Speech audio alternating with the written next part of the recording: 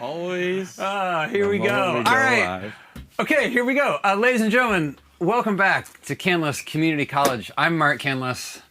I'm here with our host. I don't know why I'm doing the introduction. You should. This is Nelson Daquip. You've already seen him. He's kind of a big deal here at Canlis Community College. I'm so excited to be learning from you tonight. You're a wine director.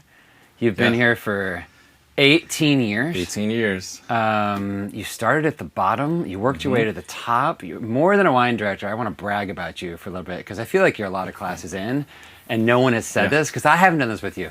You're not just a wine director. You are the cultural leader of our company. You're a mentor and a trainee to so many of my staff. You are a champion and a standard bearer of who we are in this company, of our values, and of everything we stand for, from professionalism to personally. I just respect the hell out of you, and I just want to say how excited I am to be with you tonight. So that's who you're with tonight. He also knows a little thing or two about wine. So, talk about. Okay, so this was.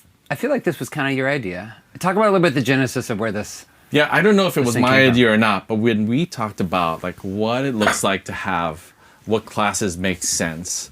We did box wine, we did wine drinking 101, cocktails 101. So we're kind of working through fundamentals of what it looks like to be drinking at home and being cool with it. Starting, it was a community college, right? So we were like, okay, come on, we can't. In fact, I think originally we had like this normal wine class. We're like, let's go through Chardonnay and Pinot Noir. Right. And it felt weird. We're like, that's not what you do in a pandemic. It's not what you do for community college. That's like 201. And we were like, how do we strip it down to 101? Yeah, and that was way more fun. It takes the pressure off of what we would even be doing to teach our staff, what the fundamentals are, and then start to like dig into detail and information. And it's hard to, if you don't follow up with that or reinforce it by serving wine or by having to actively continue to taste wine, then you're almost a little behind on it. So you don't have that affirmation of information, then connect it with sort of like what's confirming it on the palate. So, and maybe for those that weren't able to join us for the other ones, you have recently been pairing boxed wine to gummy bears covered in Li Hing Mui powder, and to Doritos and to other things. We've been sort of starting from the ground up, but tonight we wanted to dig into the cellar a little bit. We wanted to see what it was like to kind of get back into some of the bottles that we dream of serving. We don't serve these all the time, that's for certain. These are rare bottles for us even to pull out, and the ones that really make us excited when you're at the table and you're like, all right, I'm going big. Yeah. Like, let's do this tonight. And these they kind of get us giddy. But we come down here, we run down the stairs, it rings in the wine station upstairs, and we run down here and we go, this is what I do. I go searching through. Nelson actually knows exactly where all the bottles are. There are 3 cellars here at Canlis. We're in the main cellar. And I don't know, these are wines we get excited about. Yeah, you did a dinner like this. When did we do that? 10 years ago? Even feels like longer than, 12, 14 years ago. And it was called like what was it? What did we do? Like the perfect night or like 100-point wine dinner, 100-point dinner or something, yeah. I don't know who was scoring the 100-point. Was that our 100? Did we make that up? Or? No. I think it was like, I think there was probably officially got 100 points. One wine that we sort of like said, this is our 100-point wine because we just, it was like our own private label champagne, and we needed to have something to start with. We reserved the right to give it 100 points, whatever it was, that means. Mark Canlis rated 100-point wine. So, I mean, like, take it with a grain of salt on what people are doing. That doesn't mean a whole lot, This is a Canlis 100-pointer. Yeah. And that carries more weight, actually. But that was a dinner that allowed us the opportunity to dig into, again, another deep cellar. What did we do? I think we did like 30 people or so. Upstairs in the penthouse. Back in days where we all the strangers got together on one table. One big table. We did a big king's table. Yeah. And we wanted it to feel, I'm just going to get into it right now. Like, I think when you're opening a special bottle, and that has nothing to do with the price tag, when you're opening a special bottle, there is something about everyone together around that one table. And even though it was a private event in a big room with a bunch of strangers, we stuck them all, 30 of them. I think it was actually 32 maybe, but like all at one big table. And we said, tonight we're a family. Tonight we're kind of going through this together. And I feel so much like that is the heart of what the wine program is about anyway. Yeah, so. And here we are again. Yeah, this is it. I should mention to join. We're joined tonight by my brother, Brian, who's going to be picking up the chat. Brian, welcome. It's good to have you here tonight. Oh, you guys didn't wait for me. Well, no, we just decided to get it rolling. Sharp, 7 p.m. sharp. Well, here's the thing. We're not used to doing community college on a Friday. We pushed it back for the election, so this is all a little different calendar for us. A little crossed, guys. I apologize. Brian had his... And it was that, and it was also saying that this night is going to be a special night. Friday night, date night, you're at home. Like, let's go through and let's make it special. Let's go through like exceptional bottles of wine. Let's learn a little. Let's enjoy the wines. Let's have some cheese. So we got some folks at home that were able to get the kit. Yeah. We are so sorry for everyone who was on the wait list. We were not able to get as much of the fancy wine as we could. Particularly the Mouton was a little hard to get our hands on. We grabbed as many bottles as we could. So some of the people at home who have the kit, what should they be doing right now? Are we like...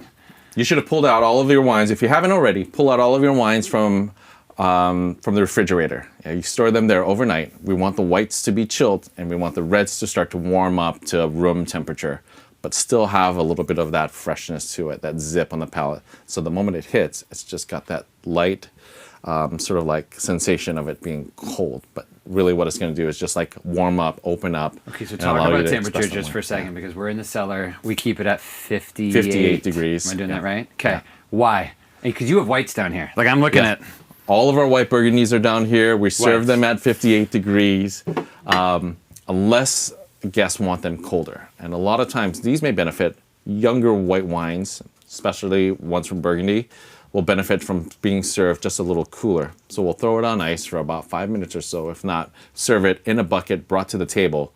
But you want to see it go through the range of temperatures, from being cold or cool, then something to warm up as you're eating your meal. So talk about that, right? Like when it's really cold, it has this like this refreshing characteristic, right? Almost a more of thirst quenching thing going on. But then as those wines are warming, we're starting to get different flavors, different smells, different things smells that are for sure. Yeah, and on the palate, just gives tannin. Once you move into red wine, that opportunity to sort of like open up a lot easier on the palate, fine for fat. And that's what tannin's looking for, to attach itself to. You mean chemically, tannin actually grabs fat? Like that's right? Yeah. Because we always talk about acid and fat being balanced in a pairing, but the tannin actually is also going for actively the fat looking for something fatty on their palate. So that comes from cheese. That comes from meat. Once you start to like go through it and through your dinner, so that is what tannin will grab onto. And if you don't have anything on your palate, if you're doing a long tasting or drinking a lot of red wines, you'll find that film sort of like add up onto your tongue. Yeah. And you'll like see these little strands. You're like, what is this? It's like, that's actually tannin attacking any bit of richness or looking for fat to attach itself to. Yeah. So that when you drink the rest of the wine, all you get is that sort of like clean part of what wine can do, or what flavors come with. So guys, tonight we're taking a notch up. Maybe this is 201 or something, but we're gonna go into, like, I'm gonna be asking Nelson to kind of, like, I don't know, I think of you as a Ferrari, and we've been driving you at like a sweet 25 miles an hour, and tonight I am here to like push the pedal down and like get into it, and we're gonna geek out a little bit, and if you have questions about that, throw them in the chat. If we go too fast or too far or something, or it's like, what are you talking about? Send a question our way. But we kind of want to get into some of the funness of really like in-depth food and wine pairing, right? And so, and I was just going to say about the cheese, pull that out also. We want that actually to temp. We want that to come up to temp, like to warm up a little bit and temper. So yank that out of the refrigerator also, if you haven't already. Yeah. Where do we start? Let's start with white wine. Okay. So this is... Sold. Out of Meursault. When you say Meursault, you're talking about a region in Burgundy. Yeah. So this is in Burgundy. And when we say Burgundy, we're talking about France. You're talking about France? Okay, cool. And we're talking about Chardonnay or Pinot Noir. Is that right? Yeah. So Pinot Noir, when we talk about white Burgundy, aren't we with like 98.5% always talking about Chardonnay? Is that a fair assessment? I would say you would assume that it is Chardonnay. Okay, assume that the grape is Chardonnay, the region is Burgundy, and specifically when we talk about Meursault, that's a region in Burgundy, a neighborhood. How do you describe that? A village. A village. A village in Burgundy. That would be the official term for it. And cap down. Okay. Cap. We don't need that. We're gonna finish that. Yeah, we're gonna finish it. I don't even know what we're in. And we're back. And this is done by Dominique Lafon. So this is Domaine Comtes Lafon. As you sort of like read through the label in itself, this is Clos de Baron out of Meursault.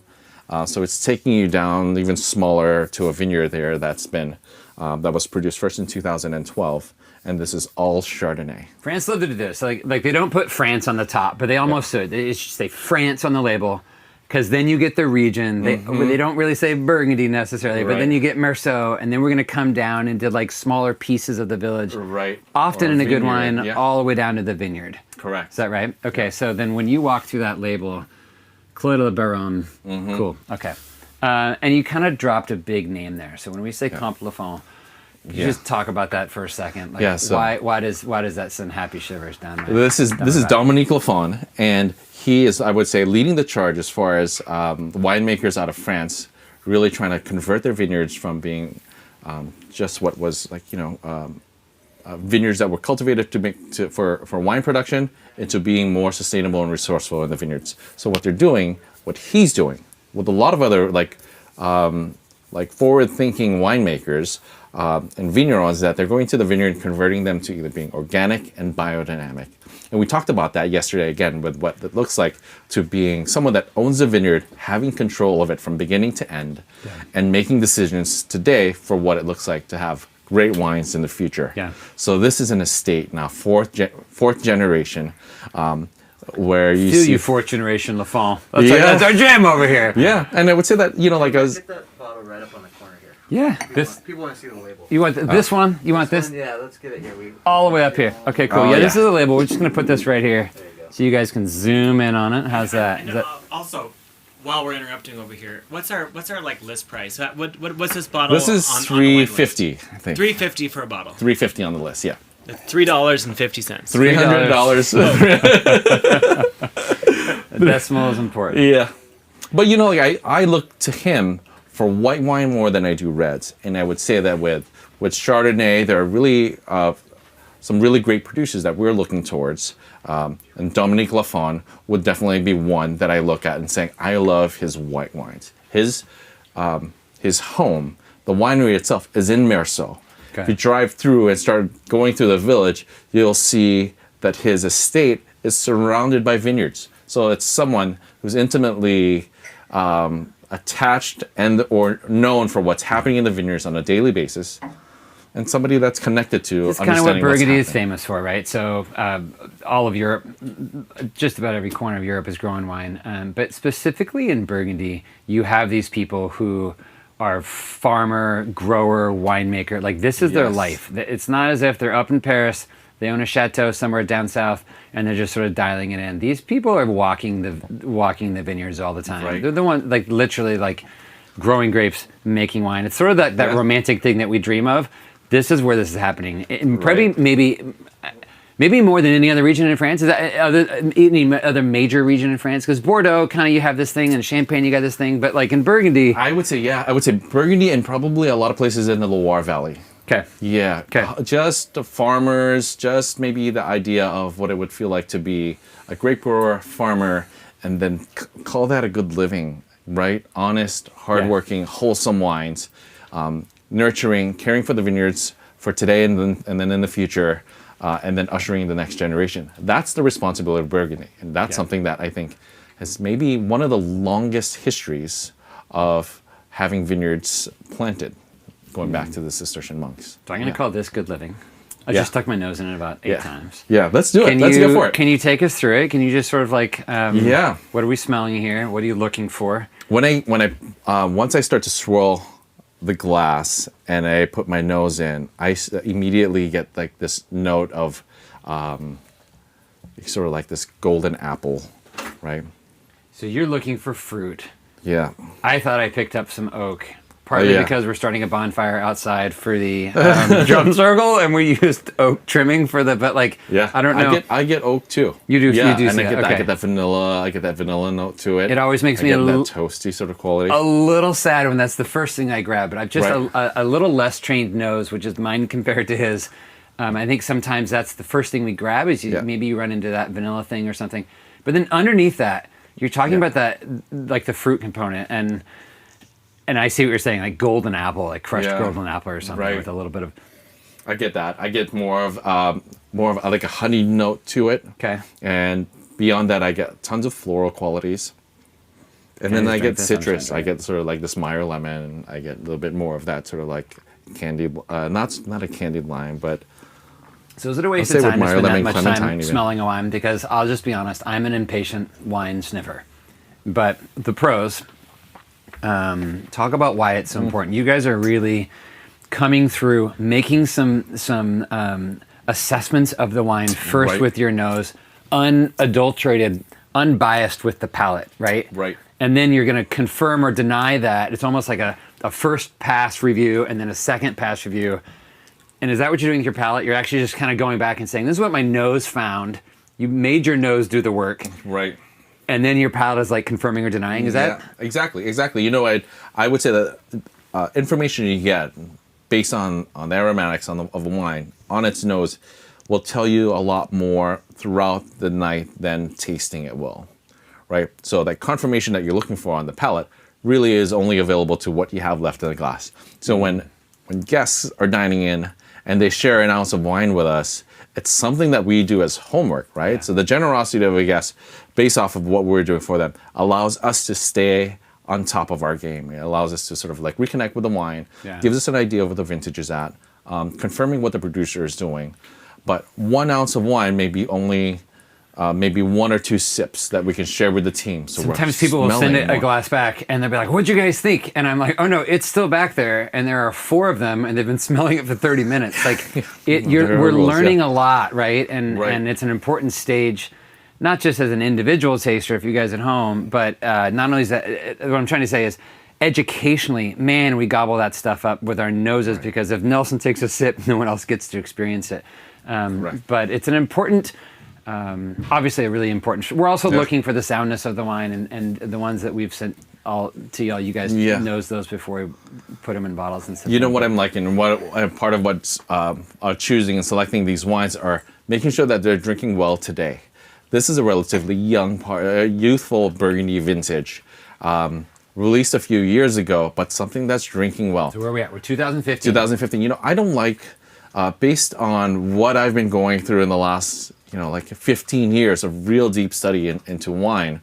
I always thought that white wines couldn't age. Yeah. Right. You go into that, and when I started off, I was like, that's not true. We were drinking great white wines from Burgundy, the early 90s, even late 80s, and then all of a sudden there was a point, like a decade ago, where things started to change, right? Mm-hmm. So this sort of like idea of oxygen, premox, and what people are calling sort of like the premature oxidation of wines, started to creep into and started to creep into winemaking as a practice instead Burgundy of as a mistake, right? So Right. so what's happening with wine here? If you back up one step, so we're making fruit, and if you think of a banana or an apple on your counter, it's turning brown. That's oxidative, right? And some things protect wines from that, namely tannin. Yeah. Which is why people think, red wines can go the distance. Yeah. But also does an acidity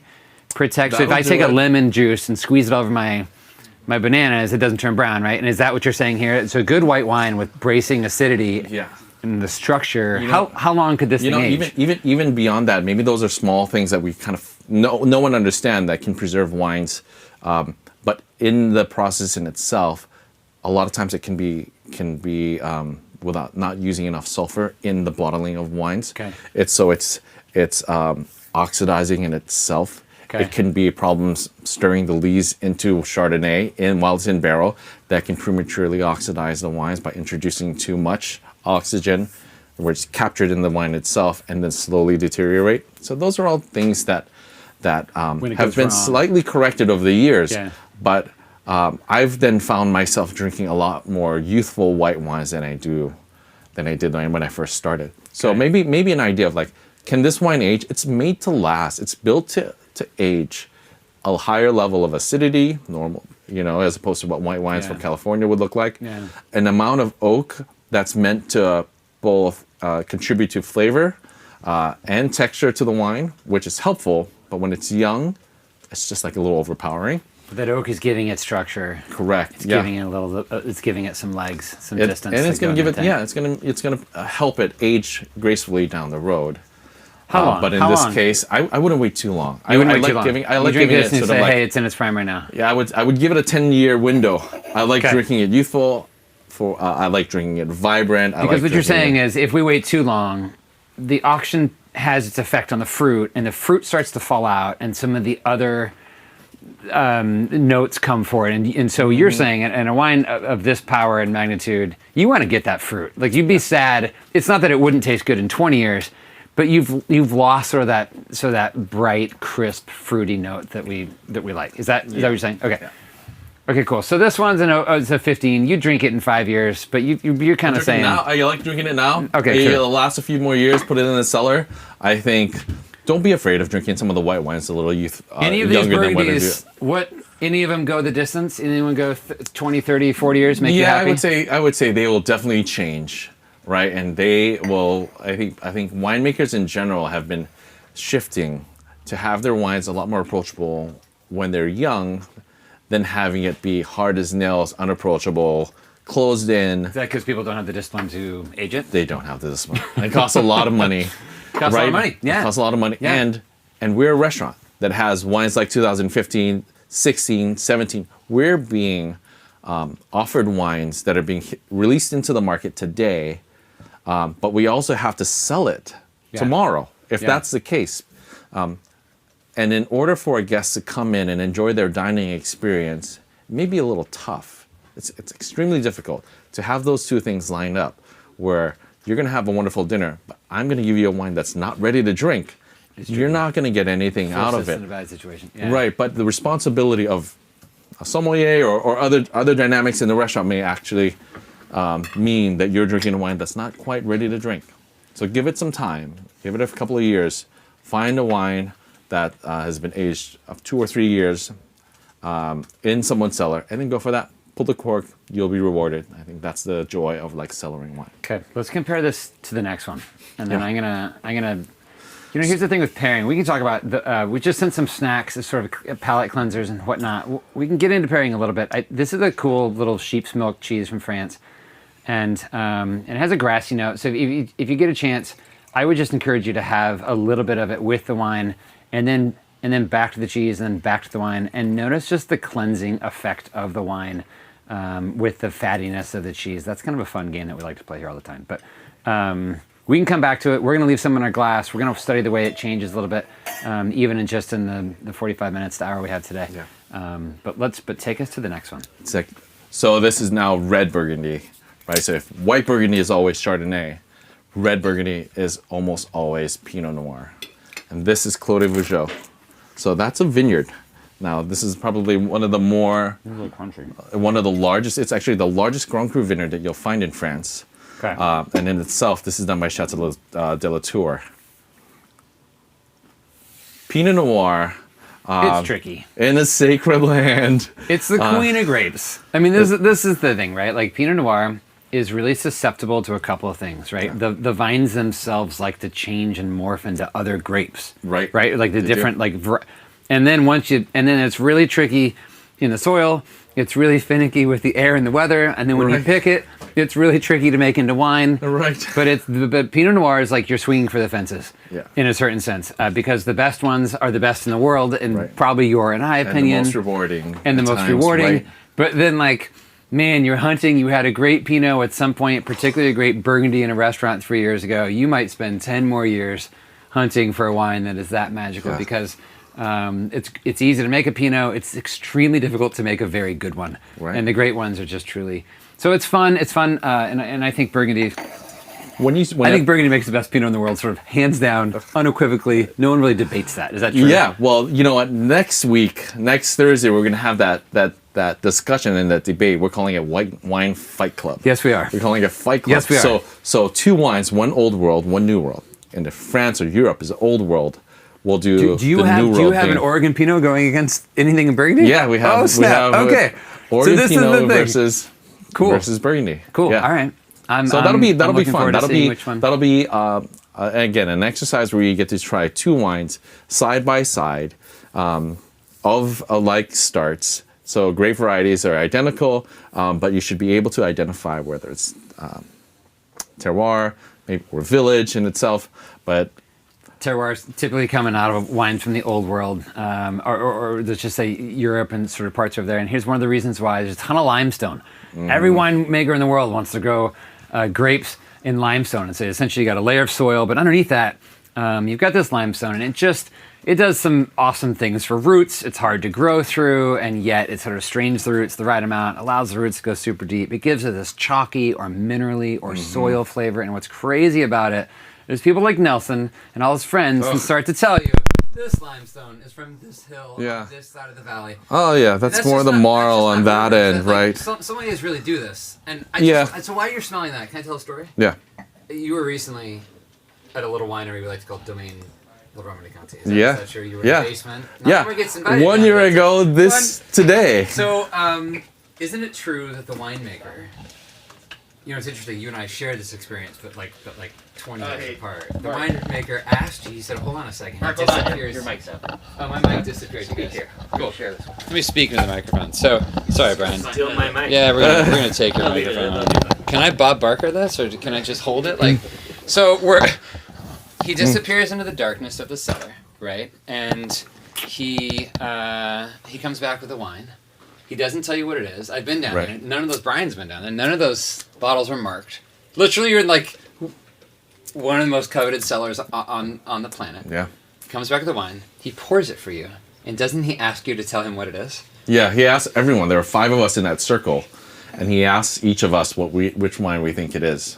Because he has 6 great vineyards. 7? Yeah. 6? Something like that? 6, 7, yeah. And so he's basically saying, Nelson, tell me the year, and tell Right. me which vineyard from my whole estate this came Right. from. You are a little nervous, or are you just like, I got this? Well, like you're like that's your own little like chapel, right? You're in the most sacred. You're in the sanctuary of wine. Yeah, Yes, like Cellar, which is like an invite-only year-long wait list to get in, and approved, and all these hoops and circles that you have to just like work your way through it.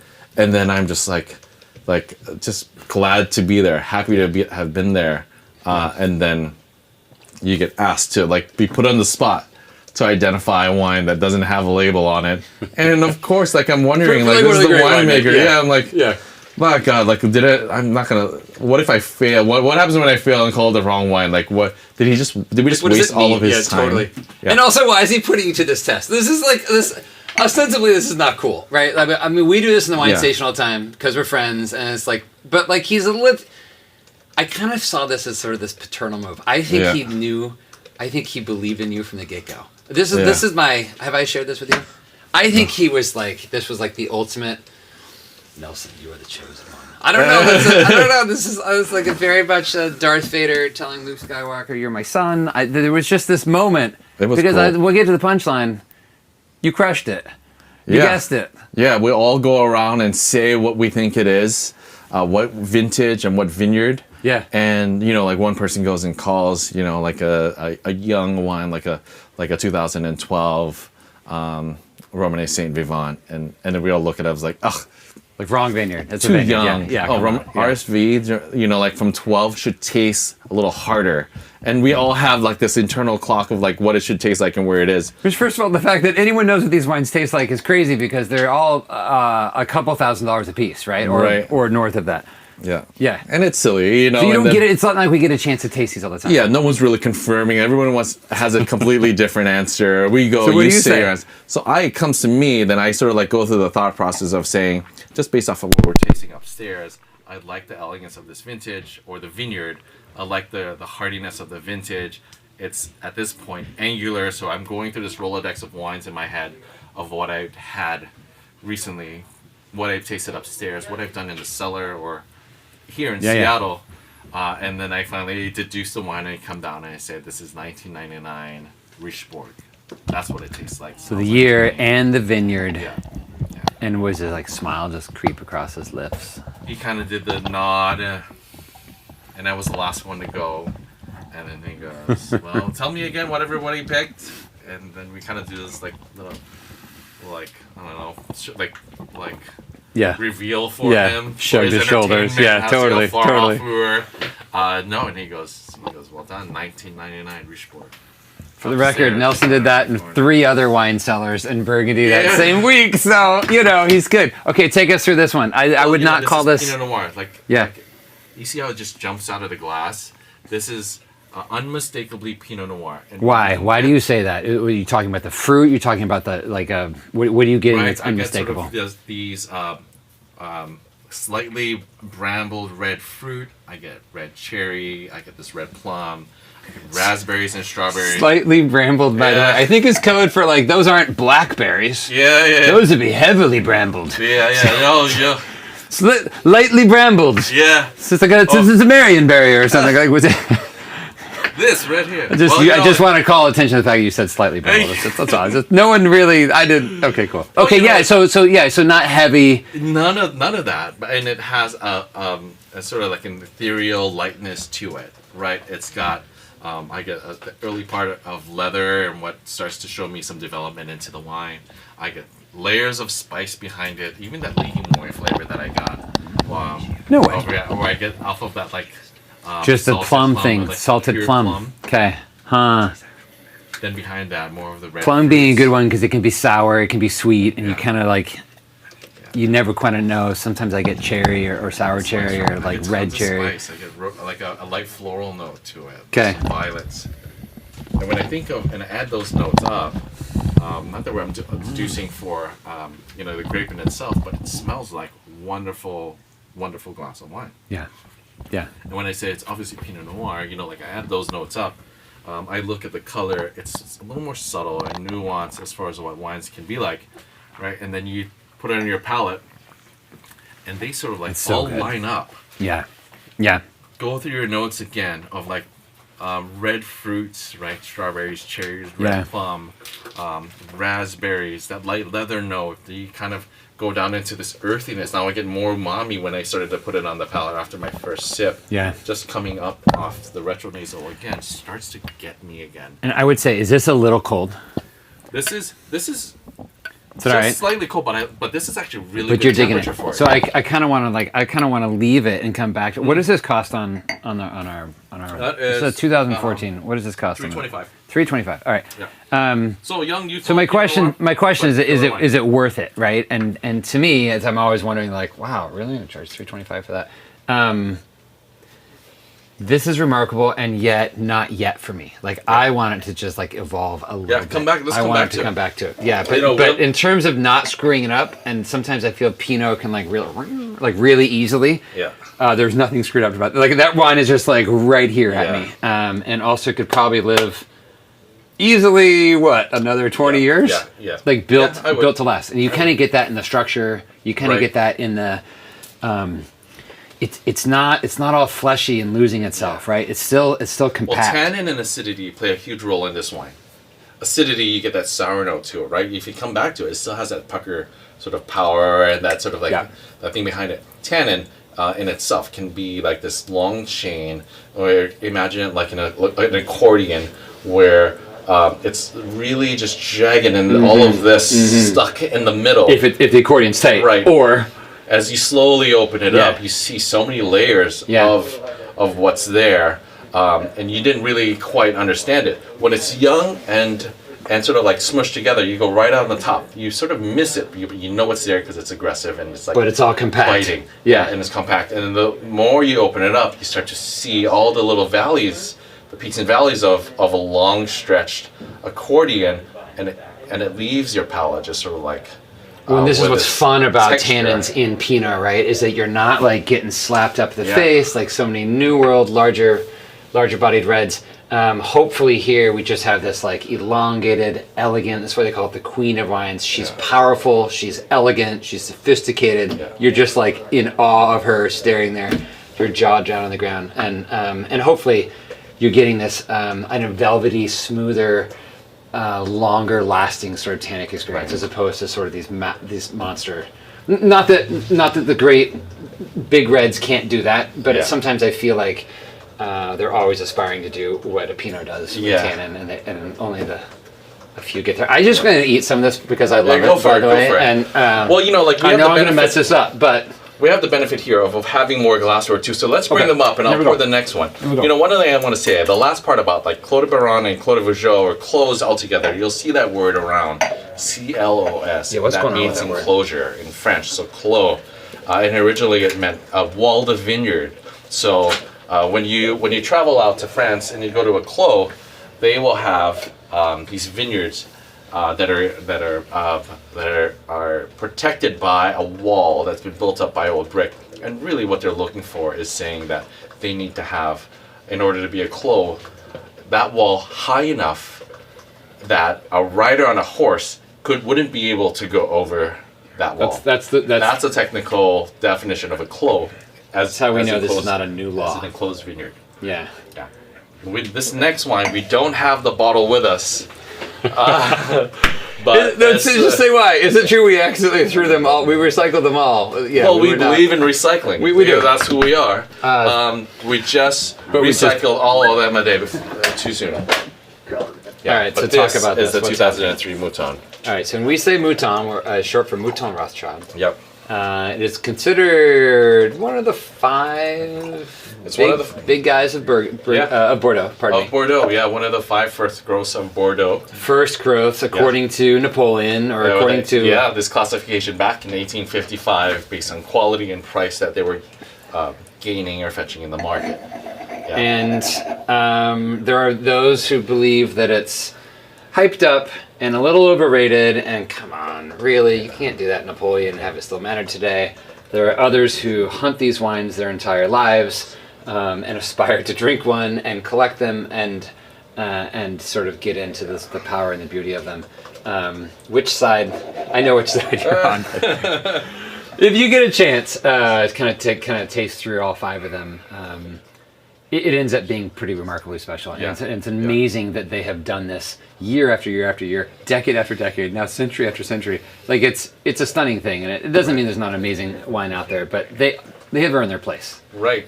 And when I look at all the other tiers and all the other first growths, I've, like, had experience where I say, like, Latour can be maybe the most powerful, and always in great vintages be more outstanding. Chateau Aubryon from the south, my favorite, rustic, earthy. Where does Margaux sit? Where Margaux is elegant. Okay. Always refined. Okay. Like tannins that maybe come around a little easier, so softer on the palate, but with a great nose. Okay. What else would Don't be look there? now, but a good-looking man is putting a new microphone on your shoulders. I think our microphones are dying. Yeah. Okay, thank you. Thanks, Ipke. And then I would say that, so what do we got? We got Latour, Latour is Aubryon. the one that we don't have much of Margaux. the little. So this is Mouton. Yeah. And then- Aubryon we don't have much of, but I love. Latour is the powerful one that goes the distance, Yeah. and it's just can be striking. Yeah. But Mouton, talk about Mouton's their jam.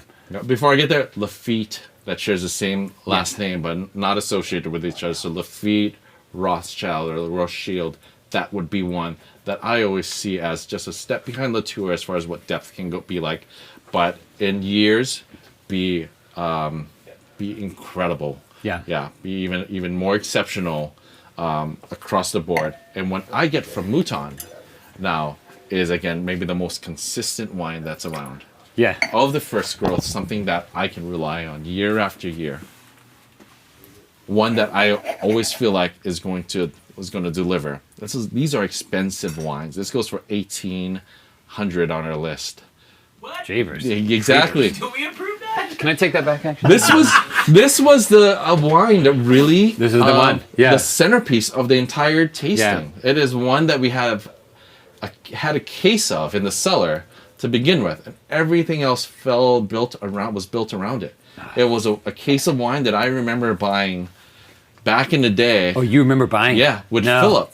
Yes. No. We got offered, and it was coming direct from the distributor, and this was after we weren't in a place to sort of like buy a whole lot of first growths, and really had a cellar full of wines, and our budget wasn't. Your buying power at that point, we're like, I don't know if this is the right direction. You can say it. The buying power Yeah. around here was low. We've But- had to sort of stereotype that up. But let's get it. Yeah. And this was 2006. I was going to say something about 2000 this. Oh, even that. No, it was 2008 because it was a decision that Philip and I looked at and said, can we afford to buy this? Yeah. It was that. It was in the hardest times of looking Yeah. at the restaurant. When you first pitched this idea and we were going through the upstairs, all the community college classes and whatnot, and you said, no, I think we can anchor this with a really special wine. There was something in me that kind of leaped for joy, that kind of smiled, because okay, here we are, a lot of pivots in, if you will, to use that word again. Here we are, sort of changing the company up in a lot of different ways. We did this goofy and also hopefully fun and encouraging community college thing.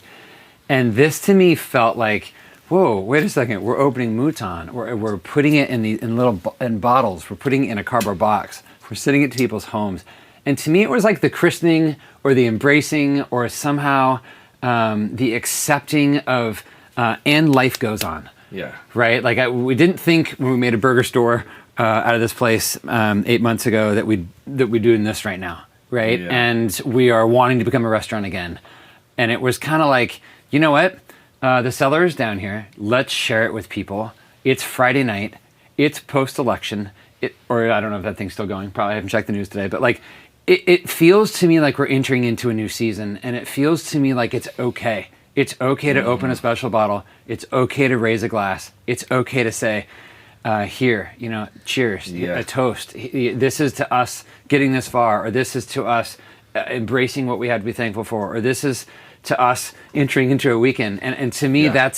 that is what wine is doing. It's not that we're celebrating the wine; it's that the wine is celebrating us. Like it is uplifting the people around the table and what they're going through. And so anyway, it kind of warmed me to be like, you know what? Let's do it. Like, let's drink Mouton. Let's just do it on a Canlis Community College call and make this thing happen. So, cheers, sir. I'm glad that we did it. I'm very excited I mean, to do this. this is exceptional, right? I mean, this is a wine that you know, I've tasted over the years and many times through, and for what this vintage came out to be as is a really one of the hottest years on record in Bordeaux at the time. You remember what was happening, or sort of like, not that we all remember, but one of the more tragic things was the heat wave that came through, that killed people around the country in France. Yeah. And here we are drinking wines or grapes from a vineyard that is hotter than normal. Yeah. And it's Cabernet Sauvignon, something that can take the heat and absorb all that flavor. But in the end, is it going to make wines that last? Yeah. Right. That relationship between acidity, tannin, and sugar all play a big role in it. In winemaking, Cabernet is maybe the best example of what that all looks like. The warmer, the Cabernet hotter has it gets. the ability to go the distance. And when we talk about Bordeaux, we're looking at 5 traditional grapes. So we're looking at Cabernet Sauvignon, we're looking at Merlot, Cabernet Franc, Malbec, Petit Verdot, right? Those are, and it's sort of almost in that order. And this being on the left bank, we're predominantly Cabernet Sauvignon, Right. And Merlot. What else is in here? Yeah, Cab Franc. And Cab Franc. Okay. Yeah. So And these are varietals that forever in a day have been going together. Each plays a specific role, but particularly Cabernet is sort of the backbone of this thing, and it's giving the wine its structure, its power, a lot of its longevity, Right. and it's just something that they crush down there, Right. over there. I mean, like. So what are you smelling this? What are you getting? I'm well, like so ready to drink it. So you're kind of killing me here. I'm like, let's do this. I've already You gotten already into did. it. I sent some to him, and Ip2, this is for you because you, sir, joined our team in the middle of a pandemic, and I want to thank you for that. Welcome to Seattle. This is how we roll.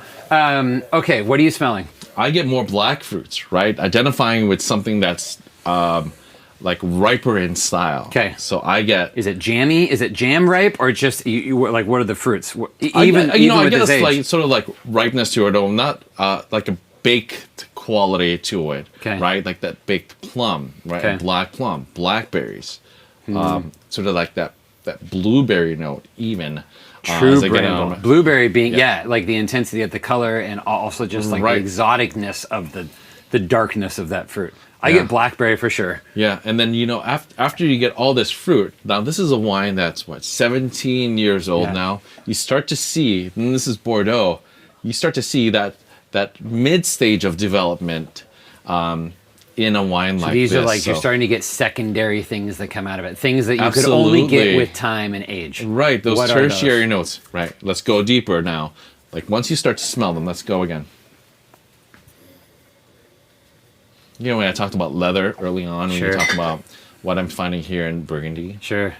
this one's just a little more of that used leather, where it's not upfront and aggressive or abrasive. You A get that new soft- Filson bag. This is vintage Filson bag, This is a worn out. restored. Yeah.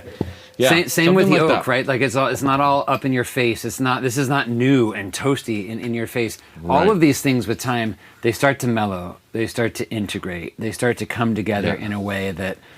And that's what we're saying when we're saying tertiary. We're like, wait a Yeah. second, like things actually happened in the bottle after the last so many years. Right. And created new flavors. It didn't Yeah. smell like leather when it was first put in there. It yeah, didn't you know, smell like I- a little bit of This is a little dirt. like more of the season 2, right? Go outside, walk through, go to Discovery Park, walk through trails. You get that sort of like earthy quality to it. That sort of like fresh, like A little wet earth. like wet earth, Yeah. like stepped on leaves. That Yeah. sort of like not maybe just not that soil, but maybe this like mushroomy Sure. quality where Sure. it's something, like a almost little new fall. Yeah. And that's what you're paying for.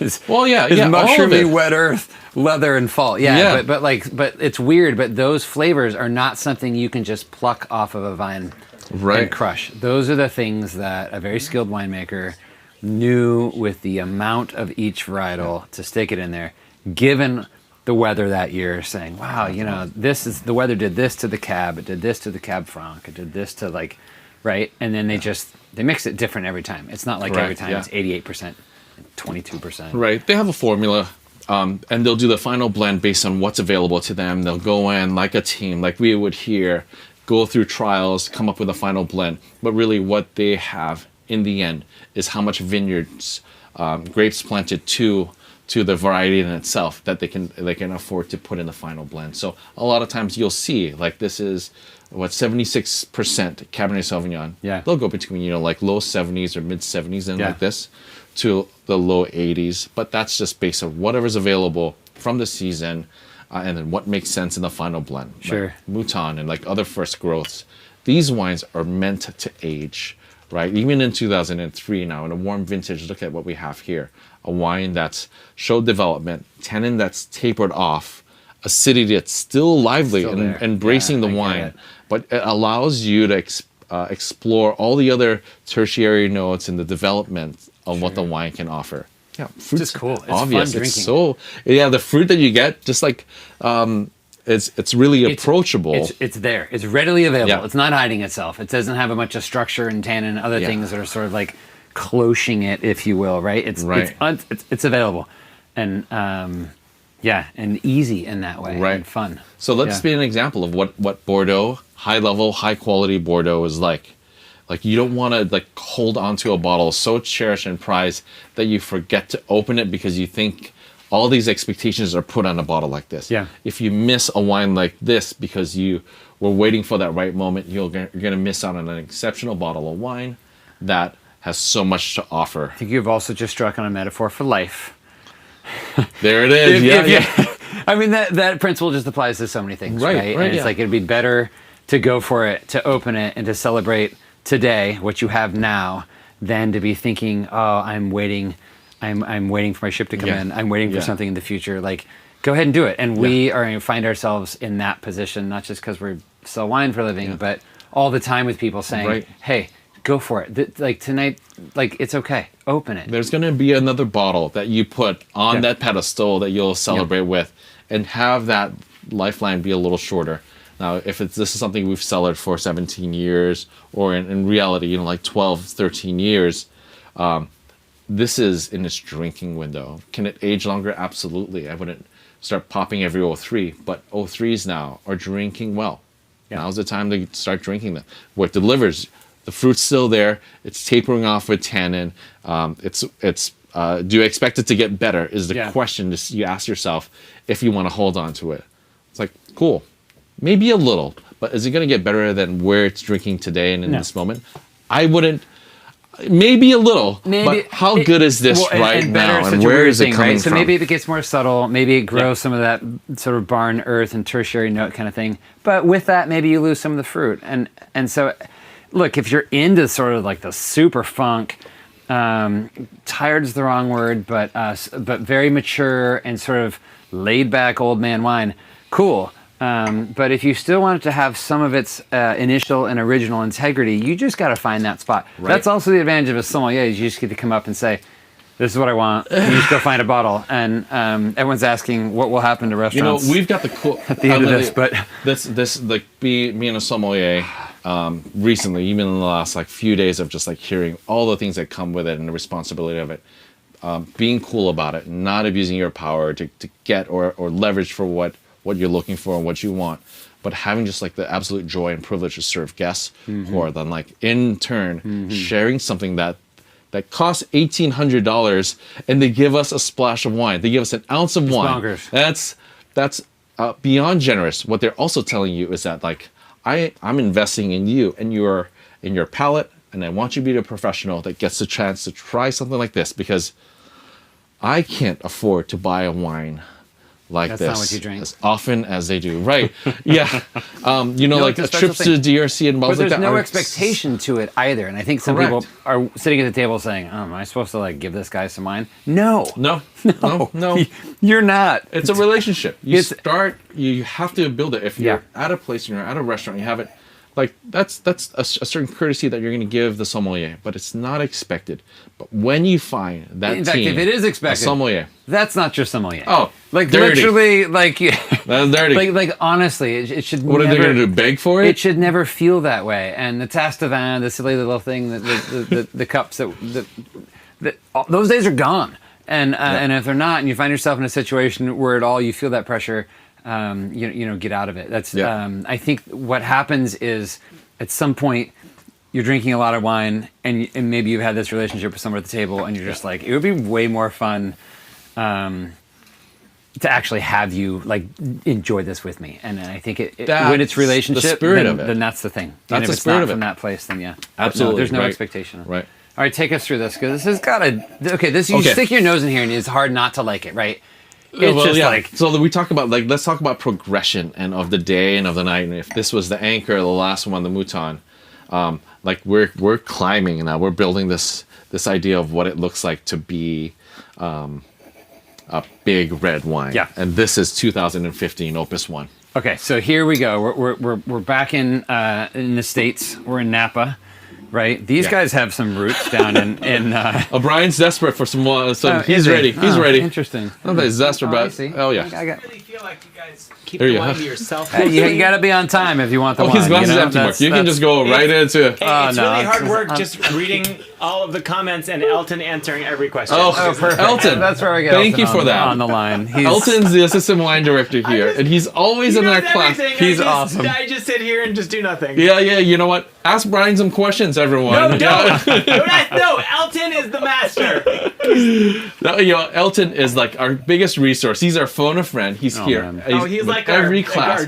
our He is trivia dialed supermaster. in. he's the ace in the hole. On all Oh these man, birds. yeah. I wish we could have that. I know. For every sort of like. know. Well, Elton, I appreciate you. Thank you for doing that. You are the man. Thank you. So here we are. Oh. These guys are sort of they're sort of like big hitters in Napa, right? Yeah. They have the dollars. Yeah. They've built the big stunning winery. Yeah. They got the money to do it right in the field. Right. What's going on with Opus One? It went through this massive like population, like craze. Everyone was super into Well, it think as about we were it. learning Yeah. about Napa. Yeah, I Where mean, does it stand today? I mean, its first vintage was in '79, and let's think about where it is today and how it got there. Right, modeled off of Bordeaux. Yeah. So in order Can for America do Bordeaux the way Bordeaux does it? correct, Yeah. yeah. I mean, you're proud that you want to say Napa Valley can do that and can keep up because we have Cabernet Sauvignon, and we are like we're gonna try. We have all these things that try to replicate what's happening in Bordeaux. Let's do our version of it. But what Robert Mondavi did was pair up with Baron Philippe Rothschild, so that what they can do is create this awesome brand that they can link up together and have what's called then a joint project called Opus One down in Napa Valley. Mondavi being one of the godfathers Yeah. of wine in our country, certainly in Napa Valley, for a lot of reasons. A remarkable human being, and just his role in the community, but also a visionary in the wine world. And here he is partnering up with one of the great families of France. And it's sort of like, I don't know, if we had tabloids or if we had sort of paparazzi in this country, that would be like a big deal, like Yeah. seeing them hang out together. And it was Yeah. for a long time down there. And here it is. Like, here's one of the, I don't know, one of the big heavy hitters from Napa with a little bit of clout. This is not, these One are of the not more the important newcomers. ones. This No, is not some no. little cult wine that's popped up. If These there's are, one wine that can keep up with its tradition or then its history of making wine all these years,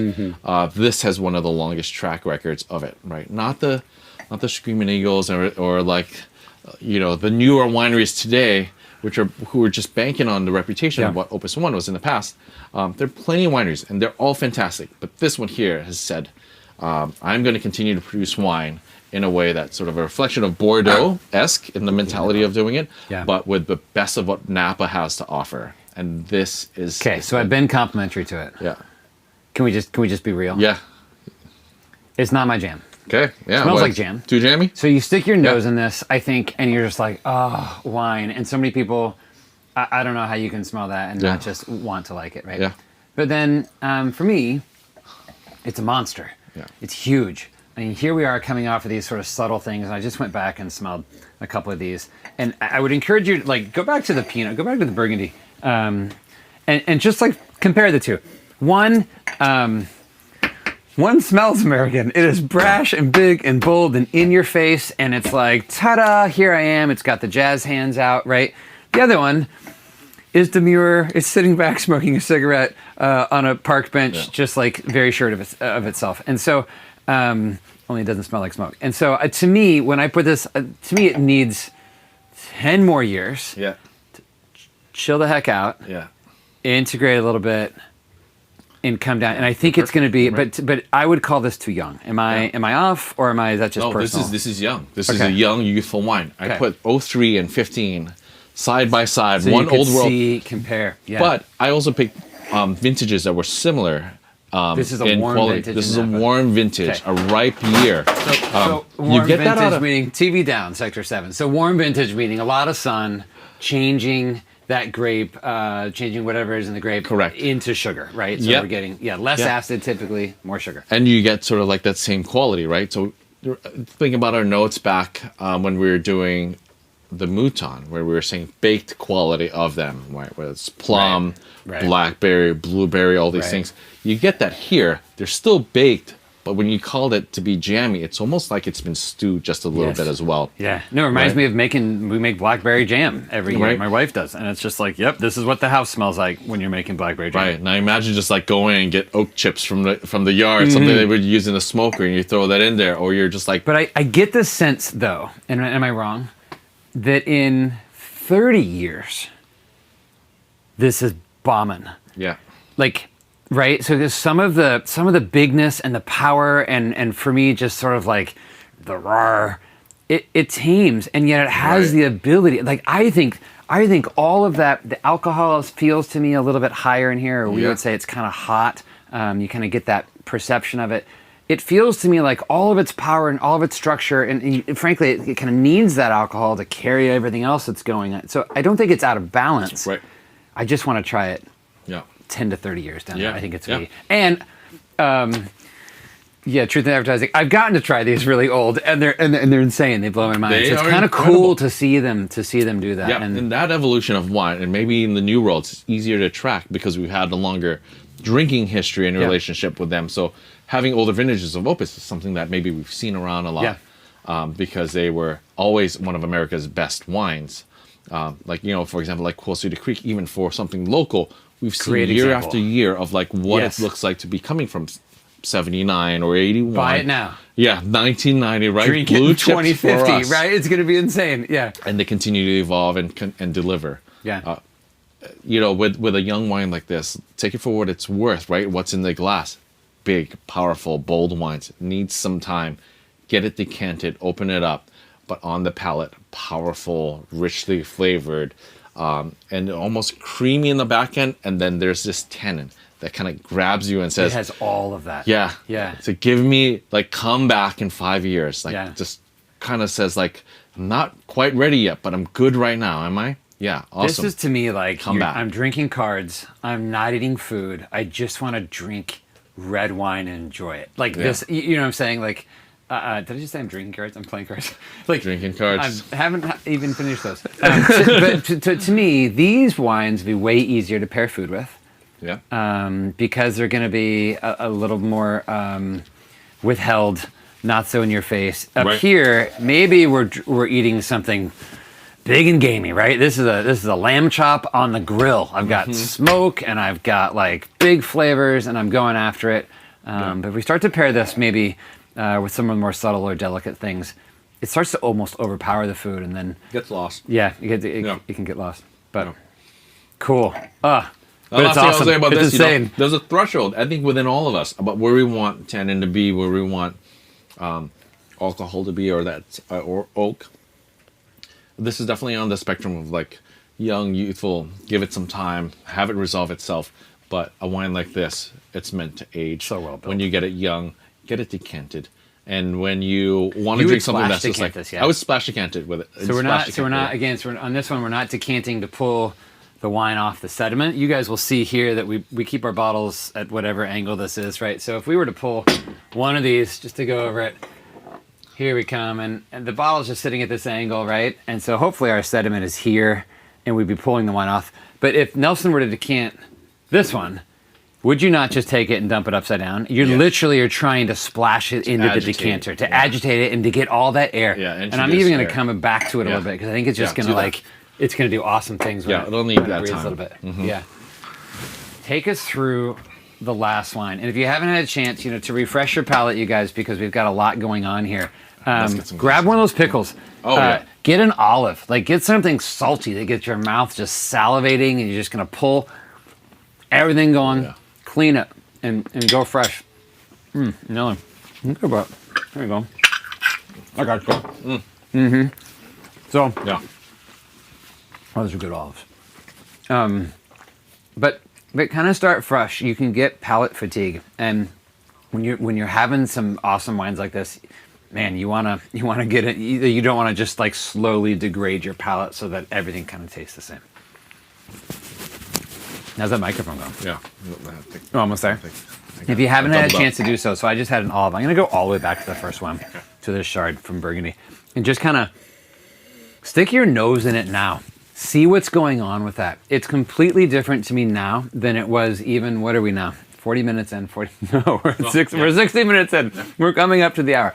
But like, to me, that's so fun now. And even, I mean, I drink white wine with everything, but to me, to have some charcuterie, some cheese, some salty olives, some pickles, this is just like a no-brainer. The white smells a little more oaky. The Pinot is like glorious. The Mouton, smells funky and dirty. Yeah, that's cool. And then the Opus is like this reminds Opus, you it's just a baby. Tonight at 10 p.m. Yeah. Just save some in your glass, and then like raise a glass to me because you're gonna thank me. It's just needs time. It needs to open up a little. Okay, let's do Talk one. about horsepower. Our last Oh, yeah, you need glass. glasses. Here we This go. I is forgot I'm in charge. like a wine that I've been looking forward to tasting. I've tried it a few times before, but we're getting this from Magnum now. So this is one that was. This is our hometown wine. This is out of Walla Walla. These are our boys. Yeah. So this is done by Christophe Baron, who makes Cayuse. And he has Little winery. just done different projects along the way in order to continue to expand his brand. And I think that's just a genius move. And within it, then, had a chance to like really focus in on smaller vineyards within themselves. So I think with this here, this is called the Tri Vineyard What's the grape on here? This is all Syrah. Syrah. Okay, and when we talk about when we do Fight Club, we talk about maybe Napa does cabs and Chard really well. They do many things really well, but Oregon can crush a Pinot Noir.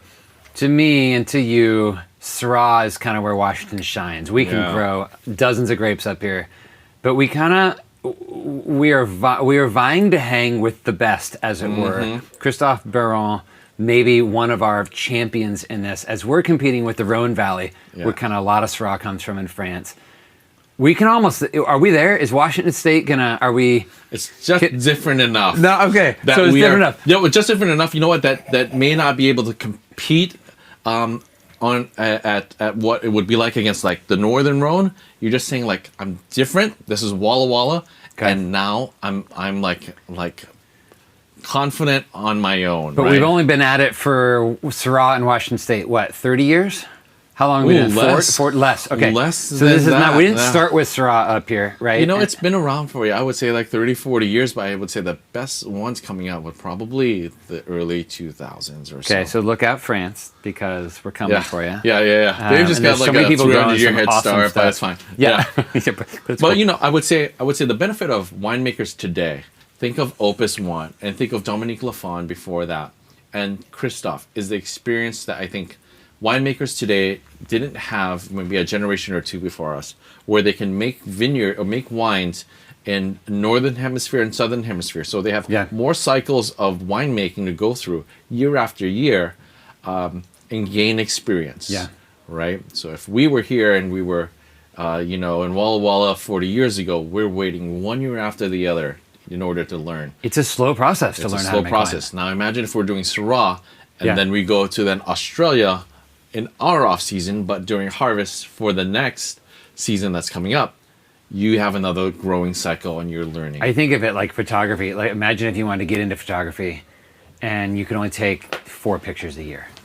And then you had to wait a year to see how it developed, right? Like it literally, so if you've been doing that for hundreds of years, it's a massive advantage. If you're just getting into it, it's a bit of a slow process. Hey, Mark. Yeah. I'm sorry to interrupt.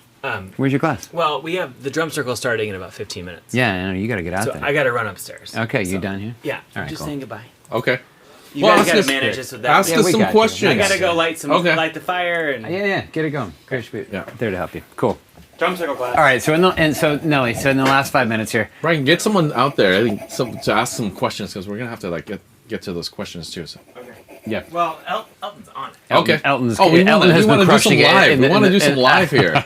in the background. All right, so here we are. We're doing Washington Syrah. Yeah. What do you smell? This it like So good. makes me want to jump up. It's so good. And but this is my style of Syrah, right? I get I get like sort of like the black and red fruit combination. Yeah. Which is like cool, but it's not about fruit here. I get smoked meat. I get black pepper. I get that sort of like You're like red here. gaminess. Yeah, I it's get game. tar. Yeah, it's salt. It's I it's get meat. that bay leaf quality. It's hanging Yeah. pork in the back room of Yes. some sort of like small village, marketplace, and you're like, yes, and Yeah. you just feel like it's that, Oh, right? it's not- It's gaminess. It's like those photos you see with candles and like rabbits hanging with the first on them and stuff. Like, it's that. Like It's a that's little what primal, we love about right? Syrah. A Yeah, little it's very bloody. All those things bring character to the wine.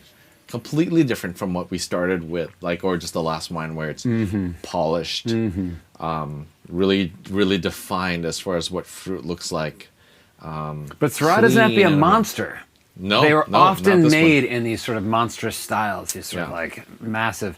But it gets to show a lot of refinement. It gets Right. to show a lot of elegance, Yeah. particularly if the winemaker is not too heavy-handed and sort of paying attention to these things and aiming for that. Some winemakers aren't aiming for that. Some are. But particularly with age, I think Syrah gets to just come into its Yeah. sweet spot. This was the first year that Christoph made it, so this is 2011. Now you see that arc of where Syrah can go, right? When you start to drink, and this is out of Magnum, so it ages a lot slower as well. But once you start to see it climb, and now it's not about fruit, but you get all the secondary notes or the tertiary notes. That's the drinking period that I want to be in, and I want to capture it the moment that happens. The curiosity of like wanting to age it or like let it rest for a couple more years. That's tempting, but no, You like it right now. yeah, I But do. stick your I nose do. into this. I have a hunch that people at home are going to be like, oh, interesting. Do that. Here's the thing. Have some meat. I think the Opus is easier to fall in love with off the get-go. So I don't know if that's just because we drink a lot of wine and geek out and kind of get tired of this, which is a ridiculous thing to say. I don't mean tired of Opus, but like of this. But at some point, like this is easy and approachable, and it's like, yes, this is a little weird. It just is. It is I think a little weird. if you let your kids smell it and ask them which one they think smells better, they're going to say this, and you might even say it smells sweet. Right. It's not sweet. There's zero sugar in this. It's bone dry, is what we would say. But that sweetness is fruit. Your brain remembers fruit. It remembers ripe fruit, like, man, sticking your hand in a bowl of blackberries, and right. Right. And in fruit, there was a lot of sweetness. So in here, a lot of people might say, "Oh man, it smells." No, it's not sweet actually. And here, you don't get sweetness. This is a harder smell, I think, to get into a little bit. Yeah. But man, does it pay off when Yeah. when you're drinking it? Like I just Yeah. think it's like, Ooh, and Christoph is Dirty. sort of. It is a little dirty, Yeah. right? It's a little dirty. Yeah. It's a little bit in a cool way, not in a way that where the wine was made in any faulty sense, because Right. you can do that if you're not paying attention to your equipment and whatnot. The wine actually gets dirty and gets funky in bad ways, but this has like a good funk to it, Right. in the way that's often cured meats and those kinds right. of things. do, Like right? when we evaluate wines for quality and then start to see if it fits on the list, and we start to say how much we like it or enjoy it, or what it means like to drink wines that can express themselves. This is an expressive wine. It's coming out of Walla Walla, so maybe the idea in itself, if we were picking up any other Walla Walla Syrah, it's not going to taste like this. But this is a winemaker who's got roots Christoph in knows what he's doing. Champagne. Right? Yeah. He's French, so he's going to want to start to do things a little different. Yeah. In the vineyard themselves, this is horsepower, named after the horses that go through and plow the vineyards. Right? He's doing things just a little different. He's caring for the vineyards a lot differently. Organic, biodynamic, like we talked about, following the rhythms of celestial objects, whether it's the moon, sun, stars, all of those things play a factor in how he's going to prepare the wines. Yes. So understanding different pieces of how it affects the final product is what sort of like a professional and somebody passionate is willing to say, like, hey, it's not going to be clean like Opus One, but I don't want it to be clean. I want it. So to I think so. be Talk about that a different. little bit, because I think sometimes somebody will say, "Well, wait a second. Yeah, what's up with the funkiness, or what's Yeah. up?" And isn't it true that the winemaker is letting that show through? Right. They're literally saying, "Well, hold on a second. This is an agrarian process. This is like liquid from dirt. Like, let's let some of the character of the vines and of the soil and of the land and of all of that, what we would call, the French would call terroir. Yeah. Let's let that show through." No Yeah. one does that, I don't think, as well in Washington State as Christophe. Correct. Yeah. He's dialed into the dirt a little Yeah. bit, and it's Yeah. cool. And you see that funkiness. Some of his wines are like, maybe even like Christophe, I love you. Maybe even too much for me. Sometimes I'm like, whoa, I lost the specificity of the what's specific about the varietal for some of the funkiness. But that's the beauty of what he does, and Yeah. that's why he has such a cult following, because he's just. It tastes amazing. Yeah. That stuff is amazing. Yeah, and like, I think his approach to winemaking is something that's been looked at and studied in a certain sense of like respecting the vineyards and what's around, getting the most out of the grape, trying not to interfere with them. Yeah. And that is an approach that you would find a lot of places in the old world. So when you smell, taste, and evaluate this wine, it should draw you to something that's maybe more reminiscent of something out of the Rhone Valley. Yeah. Right. And if you can do that and have it out of Washington State and it be Syrah, I think that's a huge win in my book. Yeah. It makes people like notice us a little more. That, yeah, in the end, when you taste it and you find the finish, you know that it's not an old world wine. Usually when I'm going through and I'm tasting wines and evaluating them, I have this like last bit of the finish.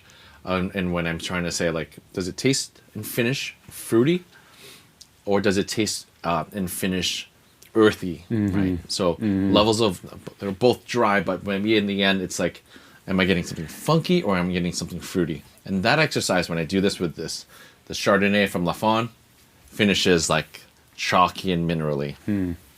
When I do it with Burgundy, tart, and a little earthy. When I do it with Mouton, stinky and funky, but on the palate best too, way, just yeah. like kind of like just zings you a little bit. Yeah. Opus, it's just like a waterfall of like just like ripe fruit flavors that just comes through, but it's finishing with fruit. But And here, I do it with Walla Walla or do it with Syrah and Horsepower.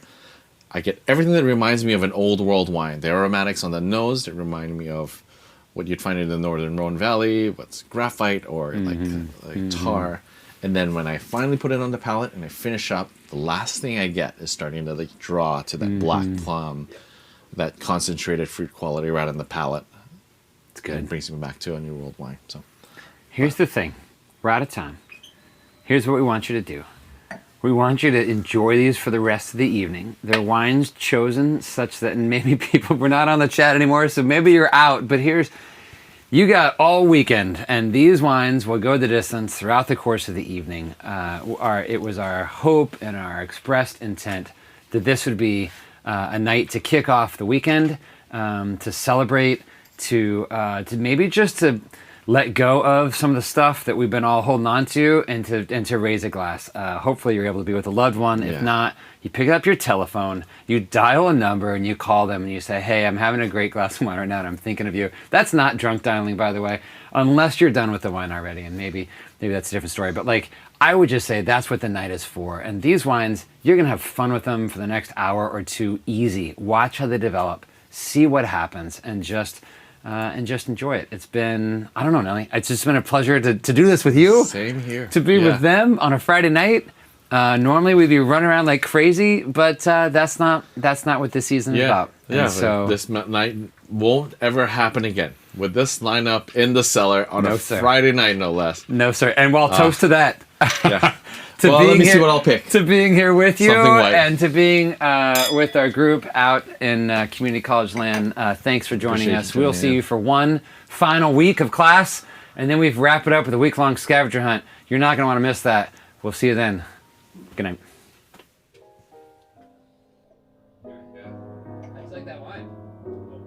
legit, right? Thank you so much. That really meant a lot to me.